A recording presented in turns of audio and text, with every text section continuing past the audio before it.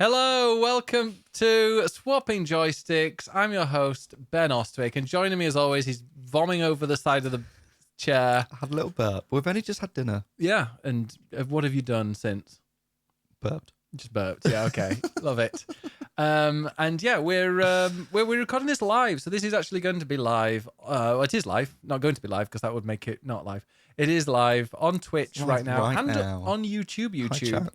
And we're also live on the old TikToks. Wow. we're live on everything. But if you're listening to this later, then yeah, you'll it won't be live. It won't be live. Will be recorded like normal. But you can shout at the TV or at the podcast player or whatever you're watching it on, if you'd like to. Raise your fist. That's it. Raise that fist like a communist. But yeah, Ed, how have you been? How's your week been? We haven't really done one of these. We haven't done like a regular swapping joysticks for forever. It's always been specials. We keep meaning to, and then it's been ridiculously hot recently, and this room is like an oven, so it's not really fun to sit in with this setup and get sweaty. I have put the towel down on the chair. You'll be pleased to know. You have done, yeah. Yeah. Just wearing absolutely nothing as well. No, if someone would like to donate me or give me a nice Herman Miller chair, that'd be great. I'd like any other chair. I can't move this. It's so heavy. It literally sinks into the carpet and I can't move it, and it's really frustrating. Yeah. Chad is asking if this podcast will be using AI. Ed is pure AI. I would never use AI. Thank you very much. No, because I don't condone the use of AI. Not in that way. What about in games? Let's not go there. Go and check out Ed's article on Eurogamer about AI and read it and then have a comment. Don't read it. Yeah. Don't comment before you read it. I think some websites, you should, when you write the article and you publish it, you should be able to select a timer for how long someone's got to be on that page before they're allowed to comment. I think because then obviously they'll have read it and then they can leave a comment. Maybe. So, yeah. We can maybe upscale this podcast with AI. No, because you could do that, Ben. What? I don't know. Some work. Wow. Some editing. Wow. No, I'd rather get some. I'd rather chop down the Amazon rainforest to make it better. And that was sarcasm. But yeah. So what have we been up to lately? It's my birthday tomorrow. In fact, when this goes up, it will be my birthday. Yeah. What are your plans? Just going to stream, I think, and I believe you're going to. You're sorting dinner out. We are. We're going out for a local restaurant. Are we? Is it McDonald's? It's not McDonald's. Is it Nando's? It's tapas. Oh, is it that tapas place? I love how you're surprised when I was like, shall I book something for dinner? What do you think about this? Here's the menu. I don't remember, to be honest. So great. Spoiled the surprise. We'll be go for some tapas then home to tap that ass. Oh, wow. Do I need to iron a shirt for you as well? If you that want wasn't an offer. I'm just yeah, please. Yeah, if you could, that'd be great. Do you take the washing out? Yes. Okay, good. So I'll wear that nice stripy shirt, I think. It's lovely. Very summery. Honestly. But yeah, no, I'll have a birthday stream and then just chill with that. And then this weekend, what are we doing? I don't know. You wanted to go out somewhere. I did fancy going out. Maybe on Saturday. You didn't make a decision though. Part of me wants to go to Portsmouth. Okay. Yeah. We can do that if you want. It's on the train line. Is this because you want to do some filming for your new account? We won't talk about that. Not until it's ready. Really? There will be something on Monday that I'm going to be recording because we got VIP tickets to see Kojima potentially. What you say potentially? Well, he is meant to be there. He's meant to be there. Yeah, unless he's delayed.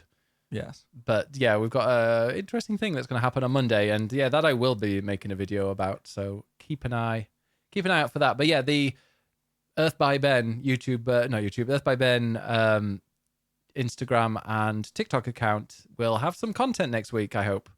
Yeah, because I'll have to edit it quickly. And he's going to sign my Willy. Yes. So because did you see the comment that somebody had left? The two type of Kojima fans? No. Oh, there was a Kojima. You don't go and look at my Instagram thing. Because there was a Kojima posted something on Instagram, and then I looked at it, and the top two comments were the best. Okay, yeah. Oh, this. Read it out. So the two types of Kojima fans. So yeah, this is on. Read the bottom one first. Hang on, it's on Instagram.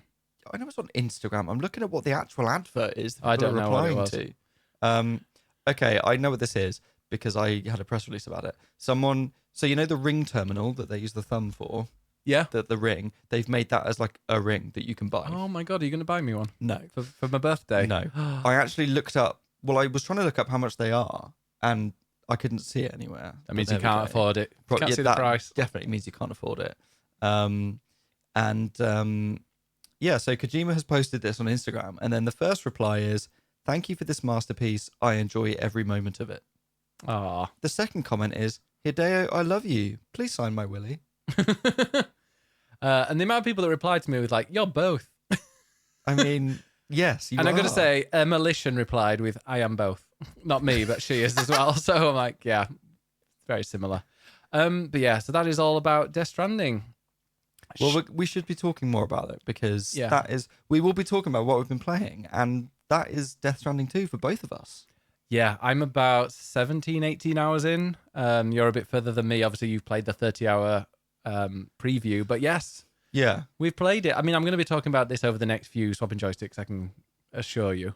Yeah. But yeah, what are you thinking of it now? You're just relaxing and playing it at home.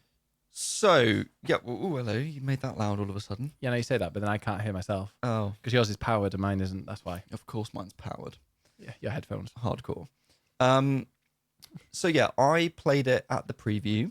So what I'm now playing, basically, we couldn't carry over our progress from the preview, so we played it for 30 hours, which I'm pretty sure is a big chunk of the game, and we weren't able to keep our progress. So now that I've received a copy, I have to start it all again.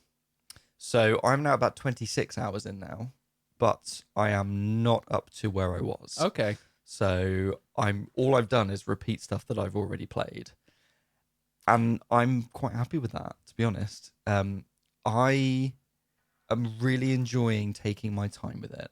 I am not playing it to write about it. I'm not doing a preview of it. I don't have a time limit, which is a real novelty, to be honest, to be able to play a game like that. And I think it's much better for taking your time and just really enjoying every part of it. So I can't believe you're saying this about a Death Stranding game. I've already blabbed on about how much I enjoyed it at the preview, and I'm enjoying it all over again. It's a really brilliant game so far. I'm still expecting some weirdness at the very end.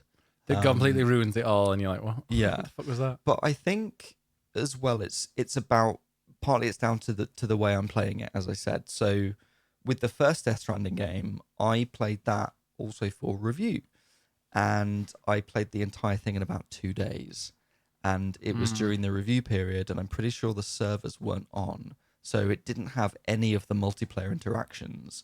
So I couldn't build roads, or very many roads or bridges or things like that. So most of it was just running around on foot and just plowing through the main missions. And that for me is missing the majority actually of the fun of Death Stranding. Even though I wasn't super keen on the story of the first. Even with the second one, I think the multiplayer stuff is what's most interesting. The Strand stuff, I think you'll find. The Strand stuff. It is a Strand game. Strand game. It is a Strand game. Because it's all about connection. That's the point of the game. And when you're doing that and you're building roads with other people and leaving materials, it's your connection with other people around the world. And I've been able to use their vehicles that they leave behind, which in helpful places. And it makes you feel like you're part of something. And that's a really nice thing. And that's why with the sequel, I'm now really taking my time over it. I'm building every road I can and doing every side mission or side order, whatever you want to call them. And just really taking my time with it to just enjoy it and not feel like I have to rush through a game for once. Good. So yeah, it's great. I'm looking forward to getting past where I was to see what happens in the story. But there are some very cool moments that I've enjoyed doing for a second time or seeing for a second time. Yeah. And there are things that you haven't got to yet that I really want to discuss with you. Yeah, I'm about 18 hours in. We're not going to do any spoilers because it's only just come out and there are lots of people wanting to play. And I know that my playthrough, I'm on like episode 4. If you're listening to this afterwards, then it'll be episode 5 is up. But episode 4 has like a massive, massive major story moment in it. So people should definitely watch that if they want to make sure they avoid any spoilers, other than if they're watching the playthrough. But yeah, I'm really, really loving it. It does seem to follow, it's definitely following the same style as the first game, I feel, with a few different things. Like you get the smaller initial area, then you move on to this massive second area. And it also makes me think in my head, like, where's the third weird little area? Because if it does follow the same as like Death Stranding 1, and they do have a third area that's a bit weird and wonderful, then I'm really intrigued to see where it is. But So what? Yeah. I'm just going to preempt. Like, I'm interested to hear your thoughts on this as someone who adores Death Stranding 1. Now that you're finally playing Death Stranding 2, because my opinion was more like I didn't like the first one, but I've been persuaded into the second. Which Are you confuses loving me. this even more? Yeah, but to me, it's a lot more and better version of the first one. So it's weird to me that there are people that love this one that didn't really love the first one, because it just feels, it's like I'm getting the itch scratched from everything that scratched the itch in the first game. So there's the nice little kind of relaxing going from one place to another, and the music kicking in, and there's the building roads to make it easier to travel around, and there's the weird prepper people that you have to kind of convince to get on your side. And I don't know, and the story, I feel like maybe the story is a bit better written, and also like the actual individual stories of the people. I think the characters are a lot more fleshed out, and they're a lot more like you can understand their feelings, their motives a bit more, and it's a bit more direct. One thing, yeah, we do. Someone, Andromeda in the chat says, "Don't spoil the ending." We won't be spoiling the ending, absolutely not. But in the second one, I love Dollman. Dollman. Dollman. If you've seen the trailer, Dollman is a doll, who's a man, and you kind of tie him in like the way that. So this is weird. So similar to like Mimir in God of War, you attach him to your belt. And I was doing the recording and was like, oh, it's just like Mimir, you've got him attached to you and he talks to you a bit. And he was talking to the head of, I can't remember the exact name of the person. Was it Tarman? Or is it, maybe it isn't Tarman that is it? I don't know, but he was talking to somebody in the game, and I Googled, the person who voices the person in that game is Mimir. Not Dollman, but the other person that was on the screen. So I just thought that was quite a weird coincidence. But yeah, Mimir's voice actor is one of the people on the ship. Yeah. Magellan or Megallion, or I can never pronounce it. Magellan? DHV Magellan. Magellan. Magellan, yeah. I can never remember the name of the ship. It's a Metal Gear, let's be honest. Is it? I mean, it's a mech. It's a It's Metal called Gear. Magellan. Magellan.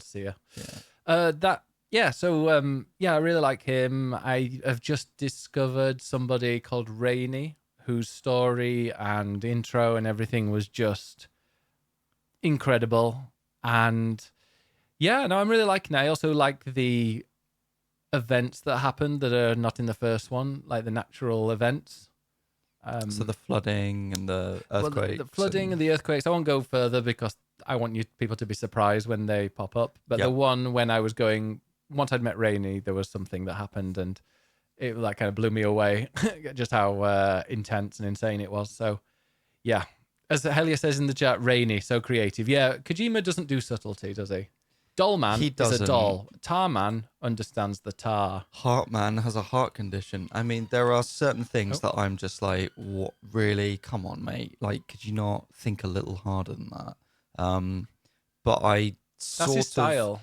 Well, I sort of forgive him because he has general grander ideas for the story that are quite interesting and a bit cleverer than that. And then he just has terrible eye roll moments. But you kind of just have to roll with it, I think. Literally. Yeah. What do you think about not having to incinerate everybody that you kill? Because now nothing kills people, like all your weapons just knock people out. Do you like that? I do. There is a greater emphasis on combat this time, but I think... Yeah, that's why I stuck it on easy. Yeah. But that for me is an example of when you were saying, like, you don't understand why people like it more. For me, yes, it is absolutely more of the same, but it's done in a way that's so much more approachable. It's so much pacier. It's much more streamlined, and therefore it's easier to get into. So things like those little convoluted extra things you don't have to worry about anymore. It gives you options and gadgets and all these things so much quicker. Mm-hmm. The first game has like 2 hours of cutscenes at the start, whereas this is like 20 minutes and then you're on your mission, and you're like, oh, great. So it gets you into the game quicker, and then the actual game has been fleshed out with more ideas, more dynamic things, better combat, which is all very typical of what the first game was. It's just they've expanded it and made it more approachable, and it feels to me like it's this big sandbox of all these different ideas of how you get from A to B, and then it's up to you to decide how you want to do that. Yeah. And so I like that it's giving you more agency by giving you more options, and it's just it has a slightly less depressing tone to it as well. Less depressing. Yeah. Yeah. I think so as well. The music doesn't feel as cohesive. It's a bit like every song is completely different from the other, which I like the low raw. I like the bleakness and the misery of the original Death Stranding. But like I said, yeah, this one, you've got all sorts. Yeah, like there's a J-pop or a K-pop, probably J-pop, a J-pop song that was added to my playlist, which is generally my favorite one. Horizon something. Has the word Horizon. I love that one. That one's fantastic. Interesting. Okay. And yeah, so it is a bit, the music is less kind of all one type. Yeah. I think I mentioned that in my preview because for me, like the music and the landscape of the first game are so core to its identity of that, like basically Iceland, even though it's America. That like Icelandic environment with low raw playing, that for me is like the core of what Death Stranding is, and that's completely changed in the sequel. So I do kind of miss that a bit. But equally, I think it gains a lot in being more varied. The game as a whole gains a lot by being more varied. Yeah. No, I like that. I also like that when I think it's because it's Australia and it's like red and everything's red, like rocks are red and like that kind of dusty, sandy, not redstone, that's Minecraft, type look. But when you go and you have like the Watchers and the BTs that are wanting to kill you, which I think I've been calling them BBs. BTs, yeah, I've been trying to kill you. It kind of changes the whole atmosphere to just red. And you have like the red light. And I think that's a lot more repressive and haunting. And you just want to get out of there as quickly as possible. Yeah. And also they take quite a few more hits now to kill, which is a pain in the butt. Yeah. Are you enjoying the combat? Do you tend to be more stealthy or are you all out shooting? Because you can choose now, which is nice. When I'm against humans, I go and shoot, but I'm on easy, so I'm just walking around, they're coming up to me and I'm just killing them. Okay. Or knocking them out. With the BTs though, I'm trying to avoid them as much as possible because they're terrifying. No. They are. No? Yeah, they're all right. Yeah, you probably got, you know what's coming with all your weapons, you can probably kill them. Can you do, I hope we get the knife like we did last time where you can just cut them and release them. I don't think they have those. There's cords. There's something very cool that you'll get. Okay, interesting. So I can't wait to get past you. I can't believe you're ahead of me in a Death Stranding game. Is that really upsetting you? Yeah, I mean, I booked this because I've got the whole week off work except for Monday, and I was planning on like doing just a load of 12-hour streams playing it. But then I'm like, you know what? I do really want to. Well, I wanted to play it before it released because there was a copy that we had, but I should have probably just streamed it. But then, yeah, people would have been bored out of their face, I'm sure. So I'm really enjoying it though. Anyway, yeah. Do you have anything else to say about it? Because we're going to be talking about it a lot more, I'm sure. Yeah, well, I'm sure by next week, hopefully I'll be past where I got up to before. Mm-hmm. I mean, my plan tomorrow for your birthday, while you're sat in here streaming, is that I'm going to sit in the other room and just play Death Stranding all day. So well, maybe you've given me that gift. Maybe I will want you in here. Why would you want me in here? Well, maybe to watch it. To watch me play it. To watch me play something. I'm going to play Death Stranding all day. So yes, it will be interesting. I think by next week, maybe we'll talk more about the story next week and get slightly spoilery, just loose spoilers, just so that we can talk about some moments. Yeah. Because there'll be moments that maybe you've done by that point, and maybe I've got a bit further. So yeah. So now in the chat, Gemma and Capt are saying that they both would have watched me stream it, and I'm like, well, I should have streamed it, shouldn't I? But well, you've committed to YouTube now. Could always stream it and save it, and then put the stream up on YouTube. Who knows? We'll see. Well, there we go. Yeah. I'm just glad that you're enjoying it because I know this has been really hyped for you. And like to round up, is it living up to your expectations so far? Yeah, very much. It feels like more of the same but better, which is exactly what I wanted. Okay. So I'm very intrigued to see where it goes. Interesting. Very intrigued. But I've also been playing some other games. I think we both have. Been playing some Maestro. Yeah, Ed's messing around with his stick. With my baton. It's not a baton. It's a stick. That is a baton. It looks like a douche. I mean, it's a plastic stick with a cork knob on the end, but it's a baton. Yeah. For conducting. So yeah, you're conducting at the moment. With no. that. I did some at university. Did you? Yes. But no, yeah, I was playing some Maestro on VR a bit earlier today, which is, you're a conductor and it's very similar to Beat Saber where you've got to hit certain things, although it seems to be very generous. But like you've got to have your baton moving in a certain direction when things pass. And I really liked it. It was really good fun. And I remember people were going like, oh, I get VR. Feel sick from VR. And I said, no, I don't. But especially this one because I'm sitting down. And then after playing it for about 30 minutes, took the headset off and went, ooh, I feel a bit queasy now. So maybe that does actually feel bad. But it was cool. There's a lot of like classic songs, but also like the Game of Thrones theme tune. There was... So the game is actually a couple of years old. Yes. And it was just classical music.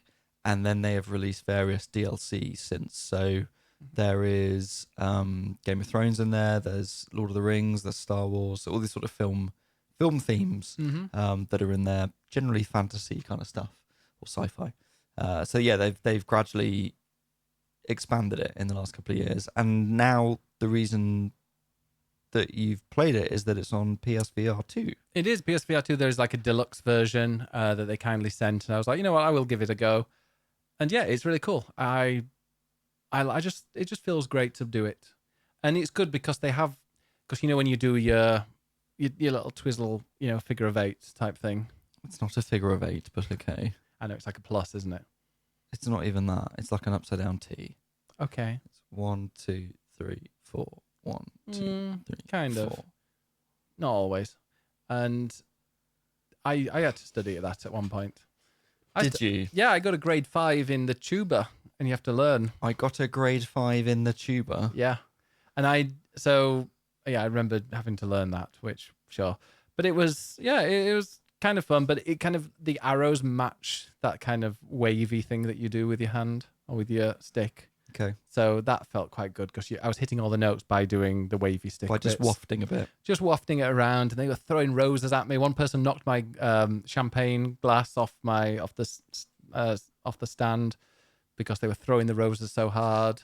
I do like it because you're obviously looking at the orchestra and following instructions, and then you turn around and it's like you are properly on a stage performing, and there's an audience that then cheers and throws stuff at you, which is great. It genuinely is immersive that it's all around you.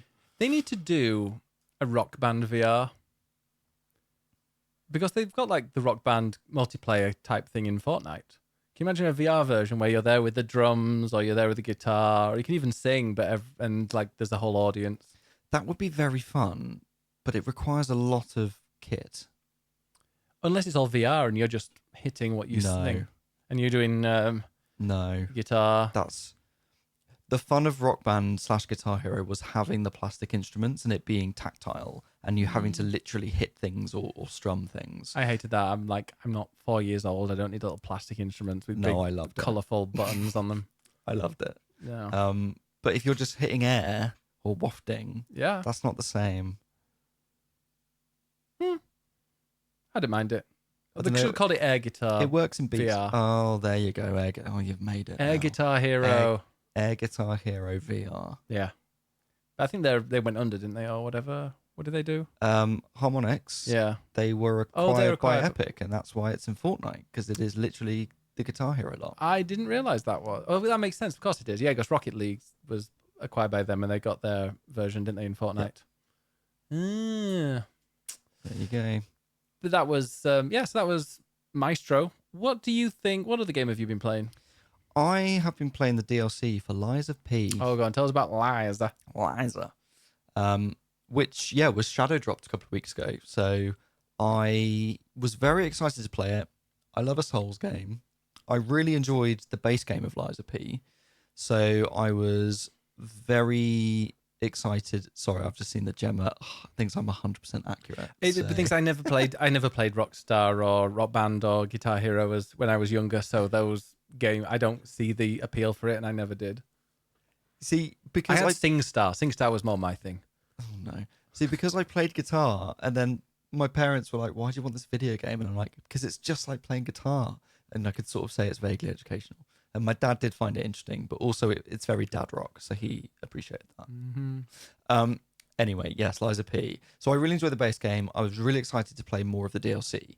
Now, I had some trouble with it because it's a bit like Shadow of the Erdtree in Elden Ring, which you can only access once you've got a certain way through Elden Ring and you've beaten a certain boss and gone through a special portal to get there.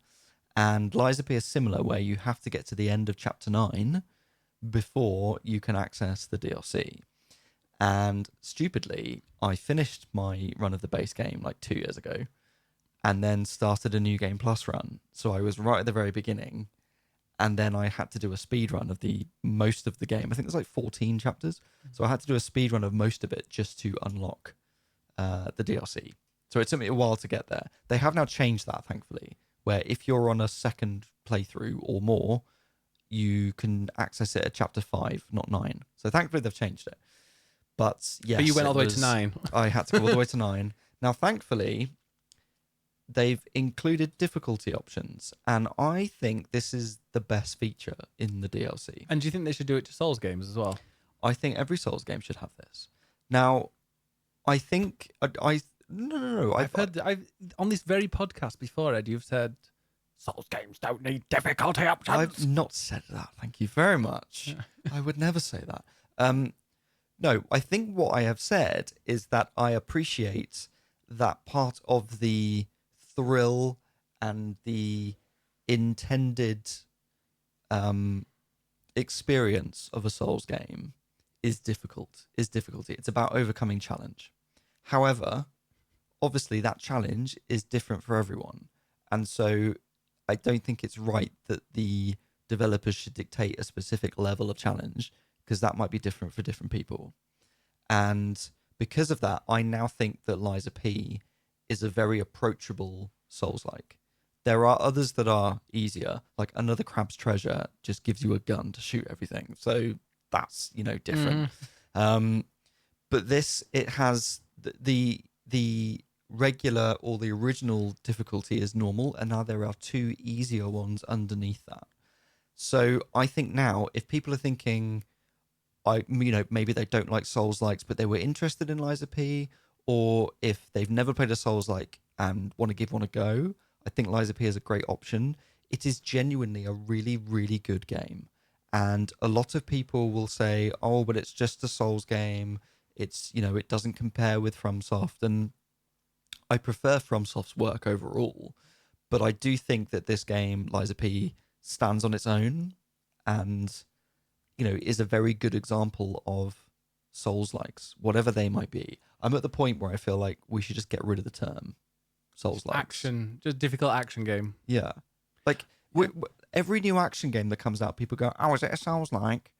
And I think people are misunderstanding what a Souls-like really is. To me, a Souls-like is it's the experience. To me, the biggest thing about Souls game is 2 things. It's the difficulty, and it's also like the way that you level, that you hoard your XP, and then you go and use it. And if you die, you've lost it all. And yeah, like I think that's a big part of it as well. Yes, because there's an extra. It's not just difficult, but there's also that tension that you don't want to lose everything. Yeah, it's a bit of a gambling. All about that tension. And I think people just see an action game and go, "Oh, is it Souls-like?" And in the same way that Mario came out, and people then loads of other, I guess, Mario clones came out, and it took a while for people to go, "Oh, we're calling them platformers." They need a name, don't they? These Souls-like. And then you had Doom that came out, and suddenly there were Quake. Doom clones, which at some point people said, no, we're going to call these first-person shooters. And I think we're at the point now where Souls-likes is becoming a really redundant term because there are so many of them. Is it a redundant term, or is that just what they're going to be called? But then Well, it's weird because it has the name of a series in there. Yeah, I mean, in the same way that Metroidvania is two games, that's become its own term. And Roguelike is based roguelike. on the game Rogue. So I don't think the term itself of Souls-like necessarily has to change, but I think we need to not be, or be using it in a different way, and not assuming that just because something is a Souls-like, that it is derivative of Dark Souls. But then would you say a Metroidvania is derivative of Metroid or Castlevania? No, because I think that Hollow Knight, for instance, is a Metroidvania, but it's a really fucking good example that also has enough of its own ideas that it's not reskinning those. It's got this weird bug world and its own story and lore, and it includes, funny enough, Souls-like elements in there. That it is its own thing. I think there's an article. This is why I'm wittering, because I can see there's an article about... it's already brewing. There's an article, definitely think there's an article in there saying that Souls-like has become more than a game that's similar to a Souls game. It's become its own like genre, like roguelike, like Metroidvania, like these kind of... It's taken it from a game, and to the point like where there probably aren't going to be any more Souls games, are there? Like FromSoft has moved on to different franchises, different names and stuff. They're not using the word Souls anymore. So that's going to be... There'll be people who'll be like, don't really know what Dark Souls games are. Like there's so many other just, really strong action adventure, difficult ones like Wukong and Stellar Blade. I mean, those are they going to be called Souls-likes? Are they Souls-likes? Neither of them are Souls-likes, no. But people thought they were. Because they're difficult action adventure. They're not even that difficult, but they kind of are. But yeah, people just jump to the conclusion of it must be a Souls-like. And, there are some games that have come out, like Lords of the Fallen, that I think are incredibly derivative of Dark Souls. Lords of the Fallen is a very obvious copy of a dark fantasy game with very similar combat and a very similar vibe and tone, but nowhere near as good. And to me, that is Souls-like brackets derivative. Whereas Lies of P is Souls-like brackets genre. Like Lies of P has its own tone and world. I think it cherry picks from other Souls games to have ultimately a different rhythm in combat, the way that you parry or perfect block and dodge. I really like its weapon system. You can split apart blades and handles and then mix and match them to give you different combat abilities and different styles to match your play, the build of your play. It has its own ideas, and I think adding difficulty in that is another big one that is great. I'm grateful for that, because when I had to replay the whole game again to get to the DLC, I could just shove it on the easy and whip through it. And suddenly that actually made the game a different experience of being able to go through and cathartically kick the crap out of everything and feel powerful. And the whole point of a Souls game is that you don't feel powerful because it's challenging. And so to be able to go through and wipe the floor with everything felt actually really fun. So that gave it a different dimension, which I really enjoyed.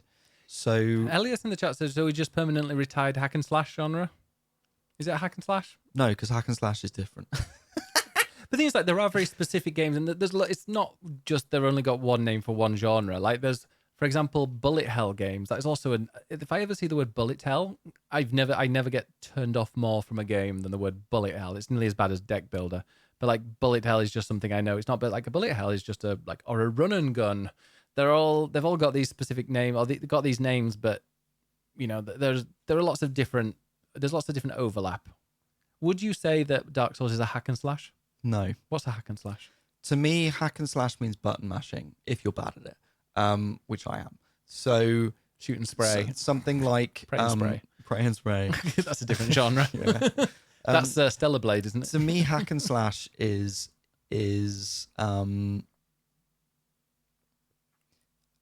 okay.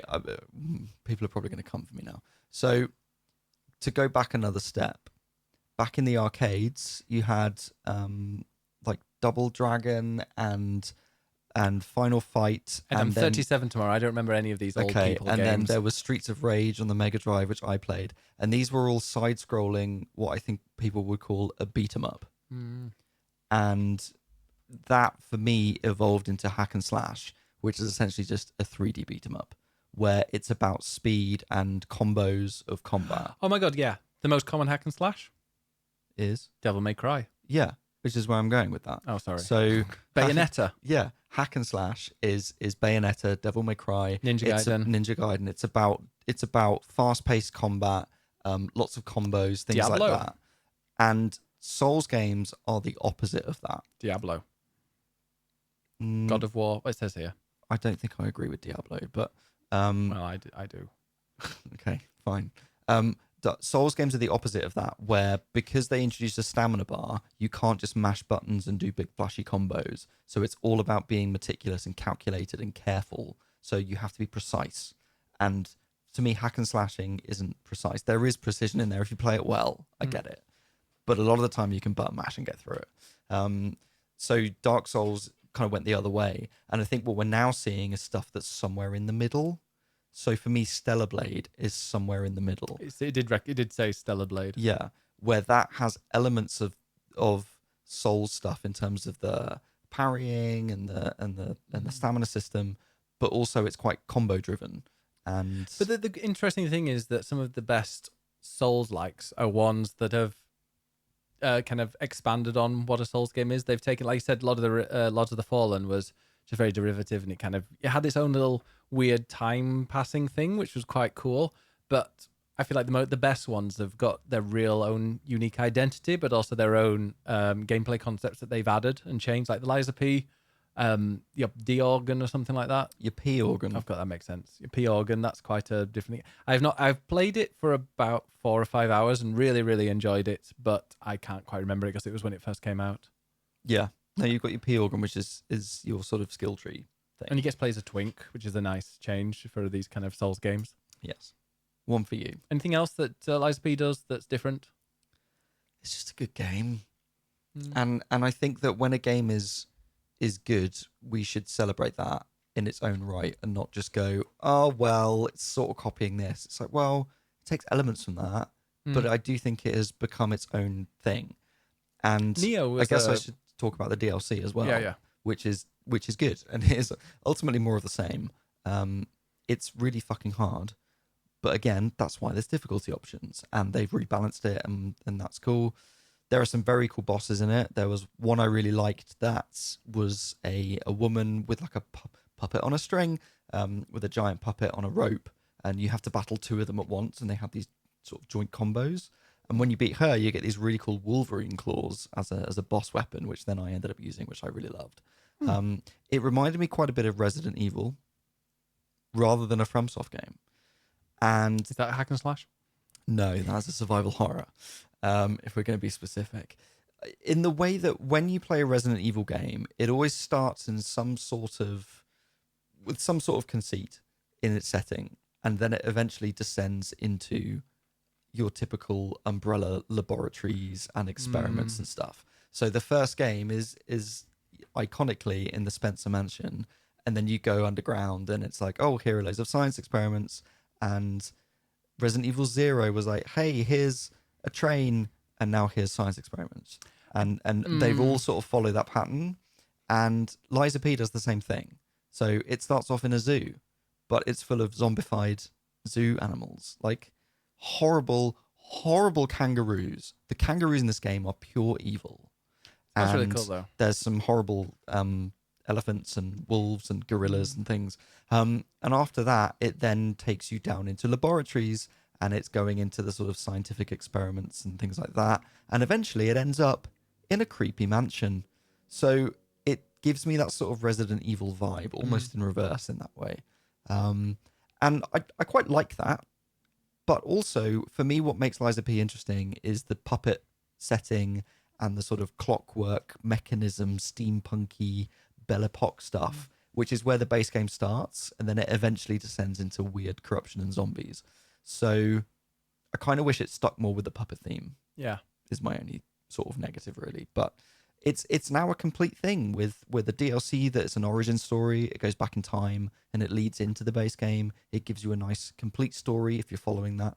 It's more of the same, but it's really well done, and it's a great little Souls-like, Great.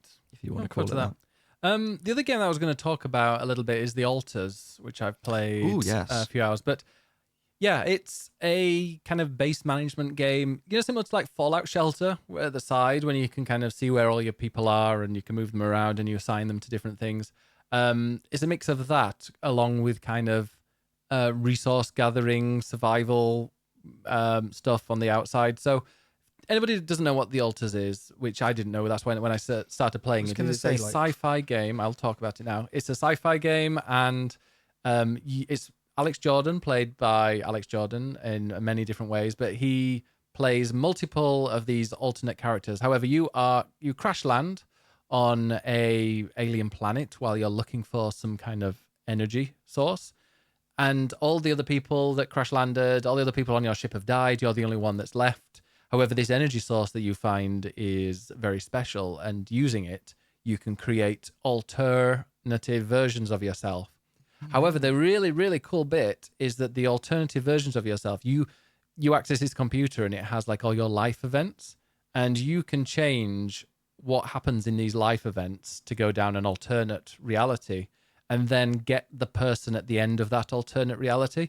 And it might be like, hey, do I go and work in a warehouse or do I go to university? And if you pick the alternate view, the alternate timeline where he went to a warehouse, he's a lot better at mining or something like that, or he's a lot better at kind of brute force activities. There's also another thing where if you decide to take a PhD after university, that person along that timeline is now a scientist. So you can then get that one. And then, so these alternate versions of you have like specialities in certain subjects, and you can go and assign them to certain areas, and you get them to help with research or with manning the various mining outposts that you've got. And it's a really, really interesting story because obviously you want to get back to Earth. That's the main mission. But also you've got to kind of, deal with all the other internal things. And you've also got to please the people. So those altars that you're talking to, that you have to keep them happy. And some of them require you being just very straightforward. Like the scientist, he literally woke up and was like, yeah, I know what's happened, because he could tell. Whereas there's another one that's just like, hey, what's going on? And gets really angry and is just really dismissive and combative right from the very start because he's like completely confused. So yeah, it's really interesting in that way. The only thing that's put me off is knowing that Westman in the chat was saying earlier, he got to Act 3 and got a dead end because he got to a part where he died, and apparently there's like permadeath. Oh. So great. Because you're constantly trying to make your building, you're trying to make your kind of, it's not really a ship, it's like a wheel that rolls along the outside, but then you can like build up the wheel with various, like the kitchen, there's the like not a garden area but a place for a greenhouse, there's place to relax, there's the dormitories and stuff like that. So you've got all those different areas that you have to kind of manage, but then you've also got to manage your resources. So I wonder if you get to a point where the resources and everything is has gone to shit, that then you have to restart and you can't continue.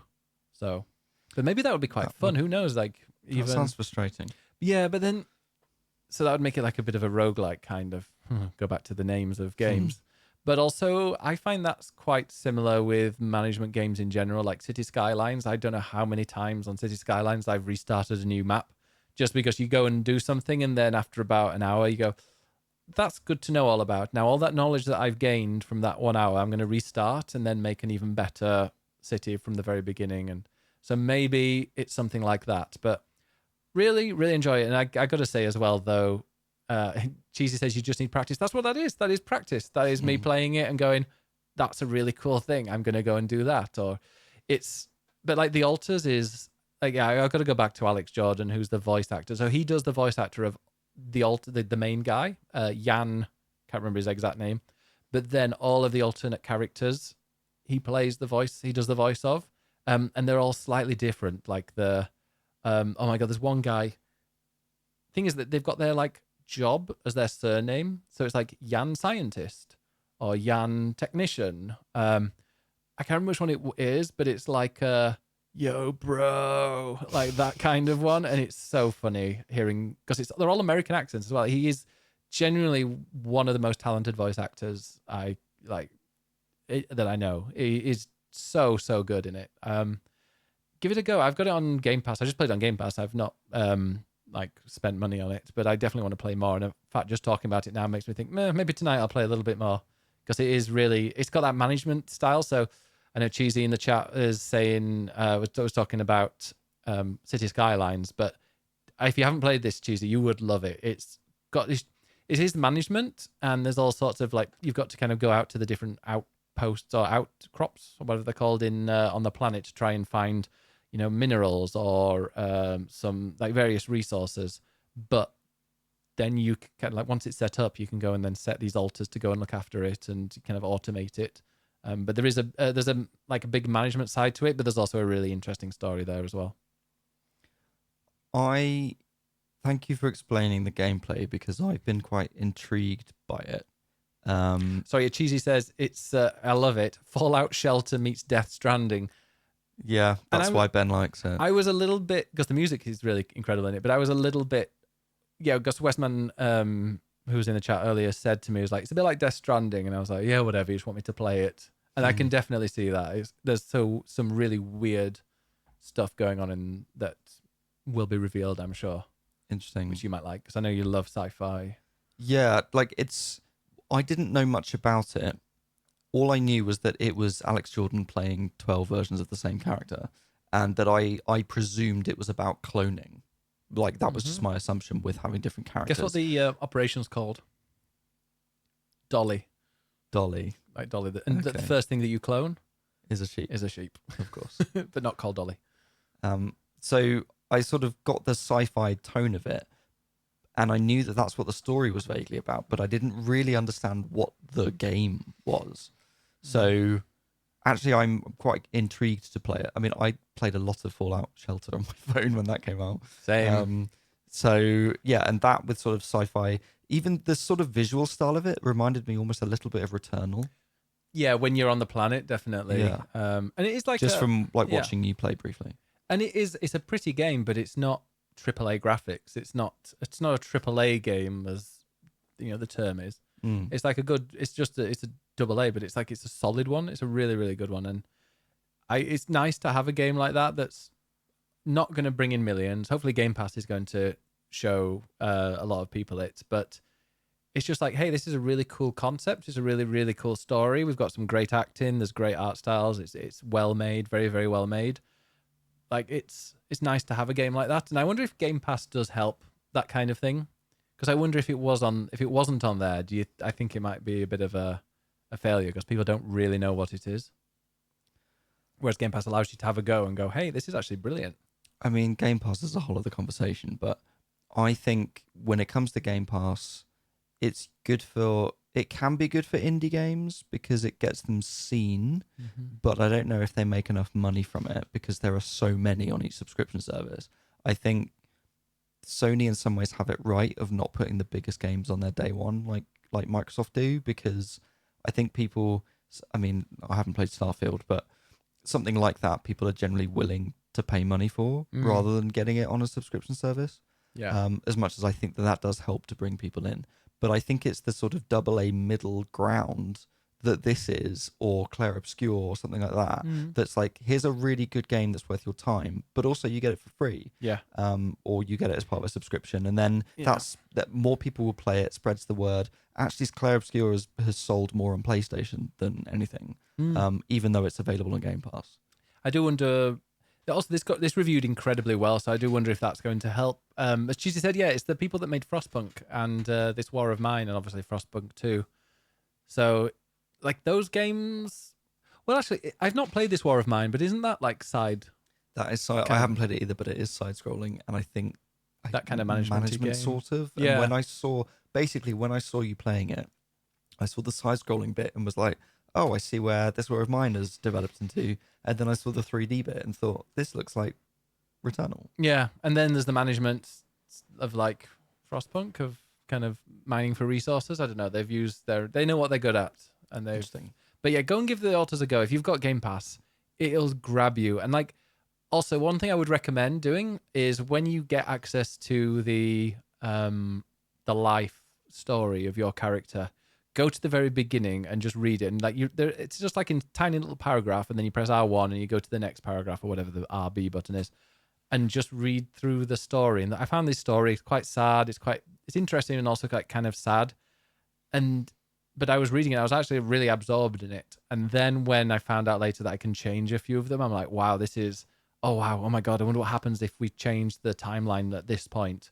Because there's one bit where in the main story, it's not a spoiler, but like in the main timeline, you're like, oh, I should go to, your mum is dying, and you have to decide whether you go to university or not.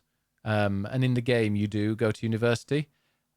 But then there's also a timeline where you don't and you stay with her. And I'm like, oh my God, I wonder what happened. And yeah, it's just really interesting. Sounds really clever. And the fact that there are 12 makes me wonder, is every 12 the max? I know that there are 3 endings, I've been told.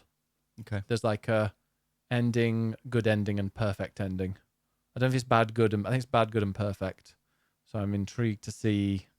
But then it's like, I wanted to then, obviously I want to get the perfect ending, but it's hard to kind of Google without seeing any spoilers. Yeah. So I don't want to see any spoiler. But I'm like, I want the perfect ending. Like, can you not tell me how to get that? I think you just have to play it the way you play it and see what ending you get. Yeah. And then from there, you're like, okay, well, now I know what to do differently to get a different ending. It's like the end of The Witcher 3. Because I never romanced anybody, so I just became my own lone wolf. And Ciri became... I think she was like she wasn't like the queen of the area, but she was a good witch. She was a witcher, I think, at the end of it. Yeah. I think I got the perfect ending. I got the ending that's probably canon. Probably, yeah. That Geralt didn't marry anybody and just went off on his own, and Ciri became a witcher. Yeah. Or became a better, I don't know. The same with Baldur's Gate. Like, there are so many different outcomes of that you have to just go with it and go, do you know what? That's my ending, and I'm happy with that. I need to finish that at some point one day. Same. But yeah, also, I mean, I might talk about it next time because we're already like 52 minutes in. But Fantasy Life I've been playing that on the Switch too. I bought it. I spent my own 52 quid on that thing, and you know what? It's really good. It's really addictive. It's just a really pleasing game to tick things off and see numbers go up and levels get higher, and it's pretty much just Final Fantasy 14 in non-MMO form and no raids. Okay. All the job classes are pretty much there, you know, fisherman, there's the attacking DPS or whatever, there's the combat classes, there's the gathering classes, and there's the crafting classes, and they all help each other. So is it sort of... Okay, we'll talk about Final Fantasy. Well, briefly. Fantasy Life Is it sort of Animal Crossing-y, Stardew-y? Yes and yes. It's everything. Okay. It's genuinely... There are quite a few games that try and mix all the genres, all like the cozy genres together.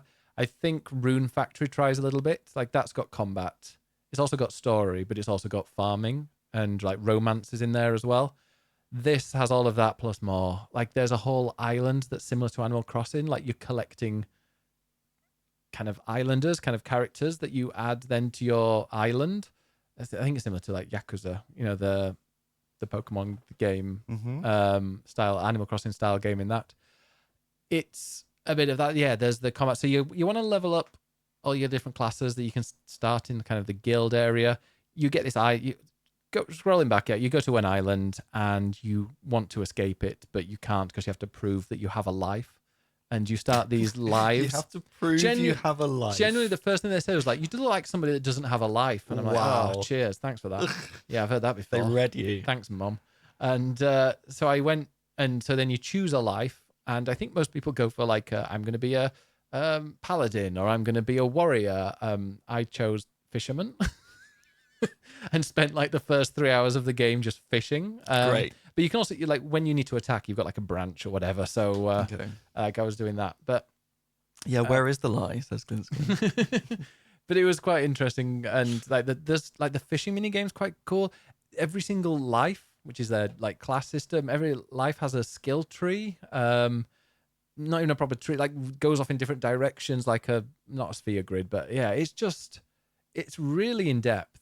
There's so much, like the mini games when you're crafting. There's mini games when you're, chopping trees or fishing. There are like the attacks of, you get extra things so that, for example, if you're an archer, or they call it a hunter, you can add like frost or ice to your bows, and like there's so much depth to it. There are also like 3 massive maps. Well, sorry, there's one humongous map, and then there are 2 other pretty big maps that you unlock, and like there's different areas. It is a massive, massive game, and I'm gonna probably play quite a bit more, so I might save it for another time. But I generally could speak for about 3 hours of just all the different things that you can do in that game. One question then: what's the combat like? Because you've talked about archers and things. It feels great. Like it feels, because I think it's made by the same people that did Ni no Kuni. Was it Ni no Kuni 2 that was? Did Ni no Kuni 1? What kind of attack? What kind of Turn-based. It was turn-based, and 2 Also turn-based, but you had little minions that you could something like that. Yeah, march around. it just feels like the combat feels fine, but it's like a platforming type thing. It's cute little. I'm trying to think what game it would be similar to. It's just, you press the button, and you've also got like some special moves that you can do as well. So like every character, you can unlock their own specials. Not every character, every class, you can unlock special things and you can upgrade them. And it feels great. I've been sticking with Hunter just so that because you have your team with you, so the people that you've rescued that go onto your island, they can also join you. And those ones that have been joining me, like I've been able to take down enemies that are like 5-6 levels higher just because there's a group of us. But also as a hunter, I can shoot and kind of run from things that maybe don't do like damage from afar. So it's a fun game. And go and try it if you want. I can lend it to you with the game cart. Virtual game cards. Yeah, That means you can't play it though, because then I have it. Well, it depends. I might be playing something else. Yeah, but true. yeah. We can try that. We can try that and see what you think to it, because I think you might be into it. I can imagine getting sucked into it. I want to finish on another game. Another one that you're going to talk about. Speaking of game carts, Fast Fusion. Oh yes, Fast Fusion is a high-speed racing game, sci-fi racing game on Switch 2. There's an update today. It changes the graphics modes and also adds new cups, or a new cup with new tracks. New tracks. So I need to try that. Yeah, it's fun. It is. Thank you for buying it for me. That's fine. I bought it for myself and just lent it to you. Okay, thanks. I'm like, it's cool. I can buy you a game, but actually it's mine digitally. It's really cool. It sort of sits somewhere between Wipeout and F-Zero, which are the 2 obvious racing games, sort of futuristic racing games. I love F-Zero. I grew up on it. Could you map the controls to the GameCube control that we've got behind us? Because we've got the Switch 2. So Ben got us this. For my birthday, I bought Ed the game. No, I bought this. I'm very excited about using, because it means I can properly play F-Zero GX properly on the Switch 2. But could you play that Fast Fusion on that? Could you map? I could try. You could probably map the controls. Maybe, because it's made for the Switch 2 controllers. So yeah, it's interesting. It sort of sits somewhere between F-Zero and Wipeout. So for me, F-Zero is about aggression and racing aggressively, but with sort of looping tracks, and it's quite fantastical. Whereas Wipeout is a bit more, I don't want to say realistic, but more plausible as a future. And it's all about corporations with their different, a bit like how you've got different teams in F1. Wipeout has that, but it's very floaty, and the 2 games have quite different feel when you're controlling the cars. And Fast Fusion is sort of somewhere in the middle. What they've added in this one, because it's a series that was on Wii U and Switch as well. Yeah. And what they've added on this one is a jump button, which sounds like it's not much, but it oh god, yes. It's got the controller. Oh, nothing feels better in my hands than a GameCube controller. And also another USB to C. How many of these? The little C stick nub is the best, and that big green button, and the way that you just hold the green and then you can flick just onto the others at the same time, and those clicky shoulder. But sorry, that's porn to me. Oh, it does feel, yeah. Because I used to play. There's a Z button, Yeah. but not an R1 or L because there's no L2. But they put ZL there just to be. Oh, have they? Yeah, I can Oh, see. yeah, interesting. So yeah, fast fusion. You can jump, which is a nice little extra. It's fun. I don't think it's quite as good as F-Zero, which I love. But that is nostalgic and classic to me. But fast fusion is a fun alternative. It has great music. Great music. So yeah, I'm enjoying playing that. But now you've got this, so now I have to go back and play F-Zero. yeah, please do. Please do. Because you have to remap it, don't you? Yeah. F-Zero GX, if you play with on the Switch, with a Switch Joy-Con controller, it's impossible to play because it was mapped for the GameCube controller specifically. Yeah. Which is one of the ugliest controllers ever. That is not ugly. It's horrible. There's nothing ugly about that. That is pure beauty. It's the only controller where you can get your finger caught in it. Yeah, look at its butt. Honestly, yeah. It is literally a butt. No, I could not stick anything through there. Apart from my finger. Wow. No, I wouldn't recommend that. It just, when a controller is just the right size for your hands, that would get stuck. Yeah. And it just fits. Like that to me just fits. I love it. Yeah. Okay. Well, we'll hear back from what you think of playing with that with F-Zero on that. Yeah. Right, we should talk about what other people have been playing. Please do. There's a few weeks. I feel like there's a few weeks we've got to catch up on. Yeah, sorry, I wittered too much about genres because you got me talking, so I'm sorry. But yeah, let's talk about AI for it. No, let's not. No, let's not do that. We're going to what's happening in the news. What games are in the news? Should we go on Eurogamer.net or is there a better website? No, I'm doing what other people have been playing first. Yeah, I know, but just while you're. Have you done it? You ready? Well, I'm going to go backwards. Okay. So we'll go with most recent. So Helios, most recently, played the demo for Grimshire, which seems like another Stardew clone, but it's not just that. The easiest way to describe it would be uncozy Stardew. This sounds like a U game. The world around your small, isolated village has fallen to chaos, and you must farm enough food to feed herbivores and carnivores on the island, and if you don't, they'll starve and die too. From the tiny showing, the vibes are great. The game looks nice and the story intrigues me. It's only just entering early access though, and I feel this two-person studio is going to need a lot of time before a full release. That's Grimshire. That sounds really cool. Mr. Wibble, still playing Claire Obscure. I'm at the end of Act 2, so the drama is real. Still pretty, still fun to play, still a pain to parry. You got to get good. Sret, my 3 main games are 2 that I always come back to and 1 new to me. I've gotten into Dredge because it was on sale during the fishing event on Steam. I didn't know if I would like it, but I was craving something just a little new. I absolutely love it. It's so cozy when I'm not having heart palpitations at night. Yeah. It doesn't require too much of you. You can jump on, salvage some wrecks, and upgrade your boat.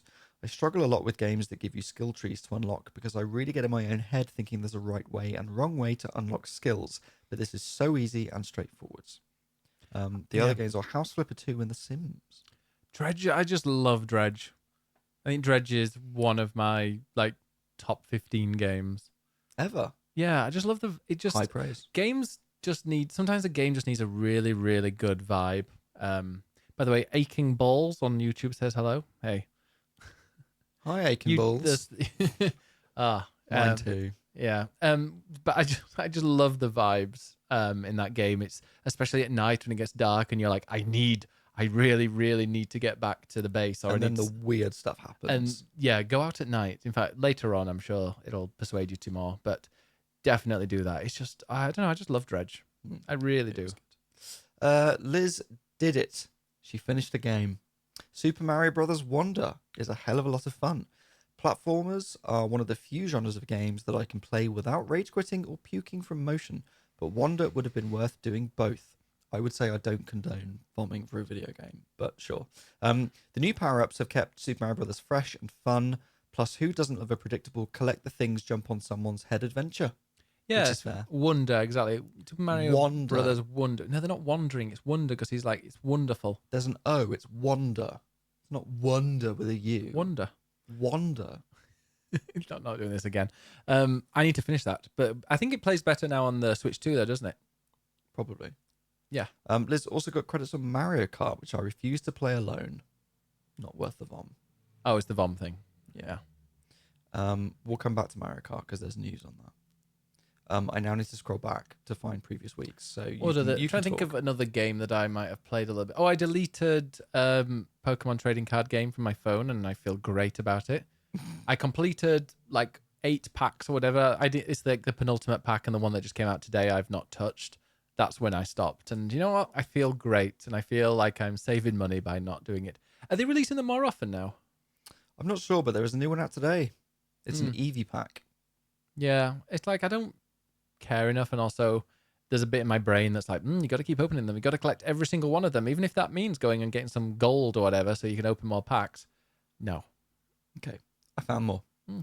Mr. Wibble was playing Clair Obscure, but there's more here. Combat's ramped up a bit, but I'm also definitely not a min-maxing stats and abilities.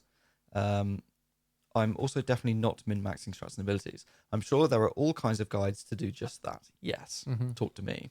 I'm just coasting along, vibing to the story and occasionally defeating bosses. One thing I found out, it's definitely worth doing the in-camp things a lot for the social experiences and bonuses. You didn't realise that, did you? And they're very missable until the end, which I did not realise when I played it. Not missable for me, but sure. In short, still not hating the game. Lovely music, great graphics, funny and dramatic storyline, and I'm sure it'll stay that way. We've got a long one from Helios, who finished Sleeping Dogs Definitive Edition. That's another game on my list of ones that I really want to play through. You would love it. Because I'm playing through GTA 3 at the moment. I did some of that on stream today for like 2 or 3 hours. Loved it. But also, I like an open world game. Sleeping Dogs is great. Is that Hong Kong? It is Hong Kong. And they included 2 DLCs, which I've not played. It's an open world action adventure crime sim game right up my alley. It's a little different from the pack in a couple of ways, though. Firstly, it focuses on hand-to-hand combat similar to Assassin's Creed, and you only get a gun in a handful of missions and map activities. Secondly, it's unlike Ubisoft games, where you don't claim a territory, but more importantly, it's not locked down to 30-60 FPS either. For a game re-released in 2014, it is gorgeous, and it can run in the 100-plus FPS range easily. Oh, now you're is talking that 7-Dash talking? Now you're talking yes. Ben's language. Oh. The city of Hong Kong is especially stunning at night or during rain. It's also very story-rich, yet it never slows down to a crawl with long cinematics. The Triad storyline is compelling, and it makes sense they wanted to make a movie out of this game at some point. I think they still are. The side story of solving police cases is a little more cliched, where you deal with human trafficking and murder. The downsides for me would be car handling. While it's not bad, it's very arcadey and not the choice I'd pick. The parkour is also handled very weirdly. You hold A to run, but you also have to press A to jump or climb or slide. And if you don't get the timing just right, it makes for a very awkward and unsatisfying experience, unlike Assassin's Creed, where that... so I don't know why I said that. Unlike Assassin's Creed, where that aspect is always smooth. The game can also be very unforgiving in the shooting portions. If you are ever caught without cover, you are basically dead. Also, the DLCs are super disconnected from the main game, where you don't keep your upgrades or your money, yet you unlock cars and outfits for the main game, suggesting you do them closer to the start of the game rather than towards the end. Overall, I think it's a damn shame it never got a sequel or spawned a franchise, because it did things differently than what was the trend at the time, and the voice cast included some real A-listers. If I remember rightly, it was published by Square Enix. And then they basically got rid of a load of their studios, so I think that's why. I might be wrong there. I'm going to prove you wrong. It was by United Front Games and published by Square Enix. There you go. In Hong Kong, and the developer, United Front Games. Was that their last one, maybe? Maybe. Oh, they did. Defunct in 2016 after, I think it was Halo. Oh yeah, Triad Wars was something. There's a spin-off, I think. That was cancelled. And Sleeping Dogs 2 was also cancelled. And they were the Disney Infinity 3.0. Oh. And also they did Halo the Master Chief Collection, Tomb Raider Definitive Edition, Little Big Planet Karting, Sleeping Dogs, and Mod Nation Racers. That's a very strange mix of games. Yeah. Mofo has also been playing Dredge, which was picked up in the Humble Bundle. I immediately got sucked in and have put in like 14 hours over the past weekend. I still haven't met the creature that goes bump in the night, but I'm loving the mechanics. The game feels relatively easy, but there's still enough of a challenge to keep it engaging. I went ahead and bought some DLC due to some friend recommendations. I haven't reached them yet, but I can't wait to dive deeper into this game. Great. Right. Well, should we? I think that's it. That'll be for the it. last couple And of I mean, weeks. we're already over an hour. So, do you want? Is there any important news that you wanted to bring up? Well, I was going to bring up Mario Kart World because I sort of feel like it's a discussion point that we don't have time for. But maybe people want to comment or leave us a comment somewhere about it, and what your thoughts are on it. So they've they've updated it today, and it changes the random selection when you're in online mode. Yeah, but I think before, if you clicked random, if you were playing it normally, not the knockout tour thing, but if you're just playing a regular race, if you selected random, it would pick it from one of the races that had like a 3-lap race rather than like go from one place to another. But that was an error, apparently. Like whenever you clicked on random, if it picked one of those, that wasn't a feature, it was a bug. Yeah. So they fixed that. Have they fixed it? So if you've played Mario Kart World, you'll know that in the Grand Prix, you do like your typical 4 tracks or 4. But some of them you can choose. There you go. But some of the laps are basically getting you from A to B, and so people have taken to calling them intermission. Oh, sorry, no, it's 4 in the Grand Prix if Yeah. you're doing it single player. Yeah, People have taken to calling them intermission tracks because they're a bit boring, and the actual track you only do 1 lap of it. But in time trial and other things like that, you can do those as a singular track without having to do the in-betweeny bits in the open world. And so in online versus mode, the idea is that Nintendo wants you to do it like the Grand Prix, where it's continuous from one to the next. And people were selecting random because they realized that random would give you a 3-lap track instead. And so what they've done is they've now updated it. And like you say, they said it was an error. And they've now updated it so that it no longer does that. And a lot of people are very unhappy about it because what they actually want is a classic mode where you can only select the 3-lap tracks.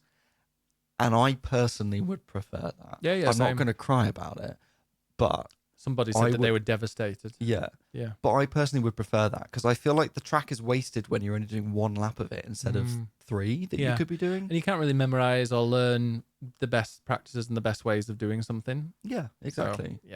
So, So I'm interested what people think about this because it's one of the things that I'm less keen on with Mario Kart World is the in-betweeny bits. So I would have liked to be able to not do those in multiplayer.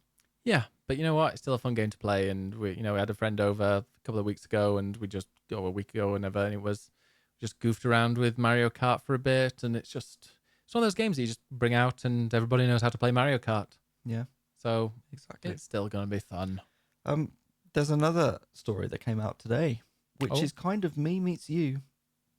Oh dear. And that is that Sonic the Hedgehog has now partnered with McLaren Racing. Yeah, that's true. You love Sonic, and I like McLaren.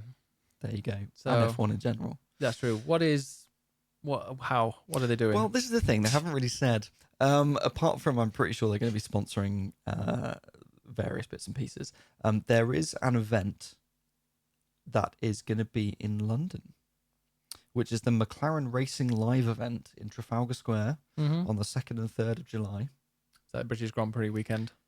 There you go. That's why. And they're going to be announcing this collaboration there. So that's part of it. Gary just sent me it on Instagram, apparently. It's all right. Ed's already written about it. Yeah, I'm all over it. The reason they've done it is partly because it's part of Sonic Team's Racing Around the World campaign. So if you remember last year, they named last year or dubbed it the Year of Shadow because of Sonic 3 and because of Sonic X Shadow Generations. And they've clearly decided that they're going to do this every year. And so this year, they've called it Racing Around the World. And it's because of Sonic Racing Cross Worlds, which is the new Sonic Racing game, which people are saying could rival Mario Kart. And I'm very interested to play more of that when that comes out.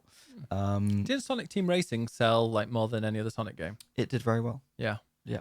Not more than any other, but maybe not more than any some. other, like recent. What was... Yeah, wasn't it Sega's So best-selling game? There was some leaks. Sonic's Sega's best-selling game in the last year or two? Was Persona 5. Apart from that. Sonic. I was surprised it was so Sonic high. Generations was the highest. Yeah. Followed by Sonic Racing. Oh. I must have read Sonic, differently. Sonic X Shadow Generations and Superstars. So anyway, yeah, they've now teamed up with McLaren, and it's all to sort of show off the racing side of things. But it's just quite funny, to be honest. However, what I actually thought was interesting with this is that there is history for this, because there was the 1993 European Grand Prix, which was held in the UK in Donington Park, and it was known as the Sonic Grand Prix. And that's because Sega sponsored it, because it was 1993, and that's when Sonic was big on the Mega Drive. And Ayrton Senna won the race. Ayrton Senna. All right, sorry. Yeah, sorry, you're a Netflix fan. Fuck off. Ayrton Senna won the race, and so he received a Sonic the Hedgehog trophy. Alain Prost, are you going to call him? No, Alan Prost. And Senna was driving for McLaren. So this is not the first time that Sega and McLaren have teamed up, which I thought was a nice little bit of history. Excellent. All right. Well, I think we'll end it there. Ed, where can people find you? Or what are you planning for what's your plan for this week, apart from obviously spend my entire birthday on your own playing Death Stranding? Yeah, that. I'm excited for it. For playing Death Stranding or for my birthday? Playing Death Stranding. Okay, great. And your birthday, of course. Yeah, you're off work now. Till Monday. Yeah. Oh. I've got a nice little long weekend. Look at you. I'm excited about it. Yeah. But yeah, you can find me at Ed Nights, or Ed_Nights, wherever. Please don't abuse me online. Do it. Call him an AI shill. No, don't do that. Yeah. Why weren't you critical enough on the AI piece? I haven't read the article. I just saw the title. Well, maybe you should read it then, and then you can come back to me with an opinion. There. That's what you should reply to everybody that whines. Yeah. But yeah, you can find me as well. Biggest Bennis 1. No, not Biggest Bennis 1. That's only on Twitter, and I don't really use that. Follow me at Biggest Bennis everywhere that matters, including YouTube, and check out the Death Stranding playthrough. First 10 episodes will be out every single day, like one after the other, and then it's going to be 3 times a week. And yeah, I am absolutely loving that. So, for those of you who are watching on stream, stick around because we won't end it there. But for everybody watching on YouTube or listening on the YouTube player, then yeah, if we don't see you through a week. No, we're not doing this every bloody time. See you through window. Thank you for listening / watching. Bye. Bye.